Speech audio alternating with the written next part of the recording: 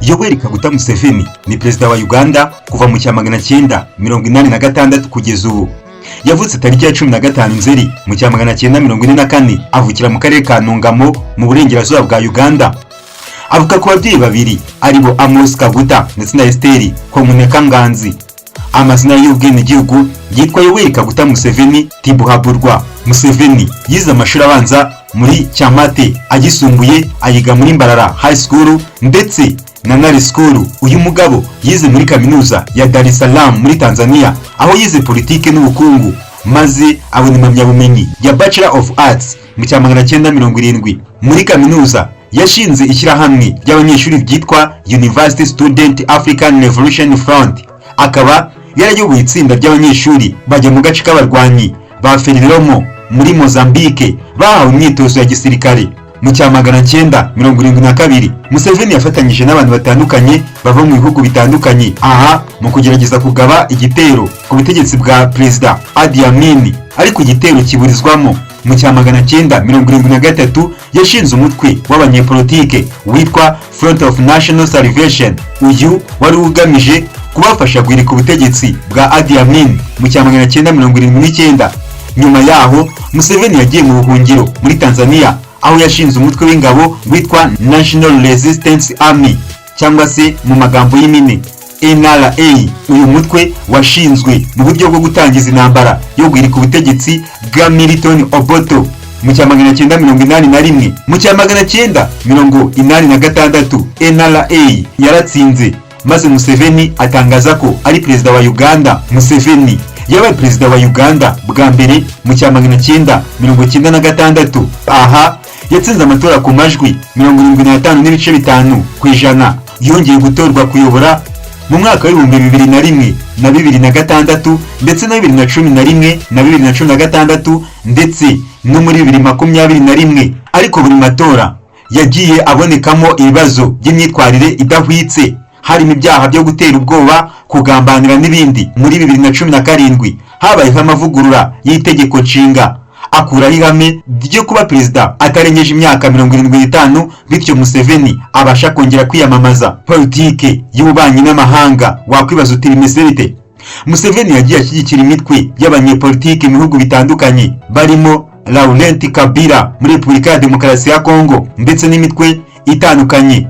Yagize uruhare mu kohereza ingabo mu gihugu cya Somalia muri 2011 ndetse anafasha leta ya Sudani y'Epfo mu gihe cy'intambara y'imbere mu gihugu. Uyu murongo w'ububanyi n'amahanga wagiye utavugwaho rumwe, aho bamwe bamushimye abandi bakamunenga. Gusa hari ibihembo byinshi yagiye atsindira ndetse hari n'ububasha Museveni afite.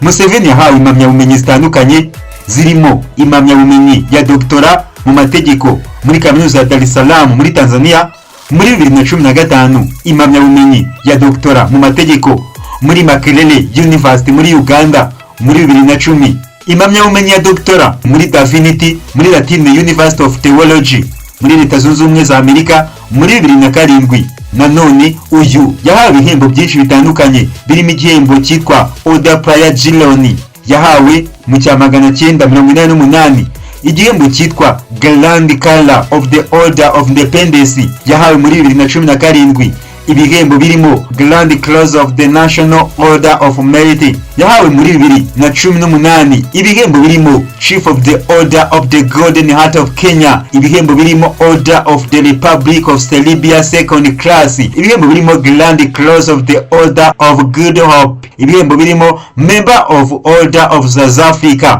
Muri 2023 Museveni afite umugore witwa Janet Kayine Mbabazi, bakaba bafitanye abana bane barimo Lieutenant General Muhoozi Kainerugaba, akaba umukuru w'ingabo za Uganda. Muhoozi ni umwe mu bantu bavugwa cyane mu bijyanye n'ubuyobozi bwa Uganda. Muri 2016 amatora ya perezida yabaye impaka, aho Dr. Kiza Besigye, umuyobozi w'ishyaka ritavuga rumwe n'ubutegetsi, ryashinje Museveni uburiganya mu matora ndetse akanashyirwaho ingamba zo kumuza gukora politike. Ibi byatumye Museveni arushaho gukomera ku butegetsi bwe, ariko kandi bikagira ingaruka ku isura ye muri rubanda mpuzamahanga. Perezida wa Uganda Yoweri Kaguta Museveni yagaragaje igitinyiro mu bayobozi ba Afurika kubera imiyoborere ye y'imyaka myinshi ndetse n'uruhare rwe mu miyoborere ya Afurika mu buryo bwagutse.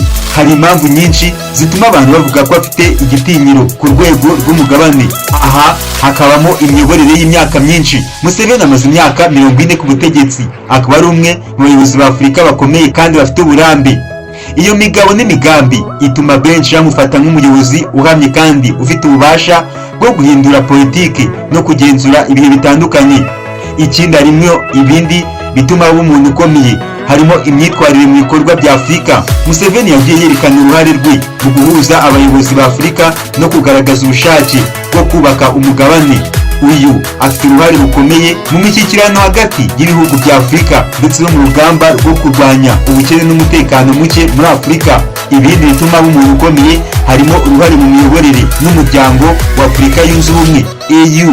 Museveni yagize uruhare rukomeye mu muryango wa Afurika yunze ubumwe ndetse akaba yaragize uruhare mu guteza imbere gahunda z'ubufatanye n'iterambere rya Afurika mu buryo bwagutse. Ibindi bituma umuntu ukomeye harimo politiki y'umutekano n'iterambere, umubano w'igihugu cye n'ibindi bihugu byo muri Afurika, by'umwihariko ibyo mu karere ka EAC. Ubwo ni East African Community, yerekana ko Museveni afite ubushobozi bwo gutanga ibisubizo mu bibazo bikomeye by'umutekano n'ubukungu mu karere. Iki ni igituma umuntu ukomeye ni icyizere mu bunyamuryango bw'isi. Museveni kandi afite igitinyiro bitewe n'uburyo yagiye ashyigikira ibintu byinshi byibanda ku gihugu cye ndetse no mu karere ka Afurika, kandi akenshi bakamugirira icyizere kubera uburyo abona ibintu mu buryo bwagutse. Ibi byose bituma abagize uruhare mu miyoborere ya Afurika ndetse n'ahandi bakomeza kumwubaha no kumwitaho. Ariko ni byiza kumenya ibitekerezo ku miterere ya Museveni bitandukanye, kuko bamwe bamufata nk'umuyobozi ukomeye, abandi bakamushinja kuba ari umuyobozi utemera impinduka. Reka mushimire wowe wabanye natwe, musaba gukora subscribe, share, like, comment ku Isimu TV kugira ngo amakuru n'ibiganiro byacu bikomeze kugereho umunsi ku wundi. Ngiye kugezaho ikiganiro, nitwa Justin Mind Harerimana. Ciao ciao.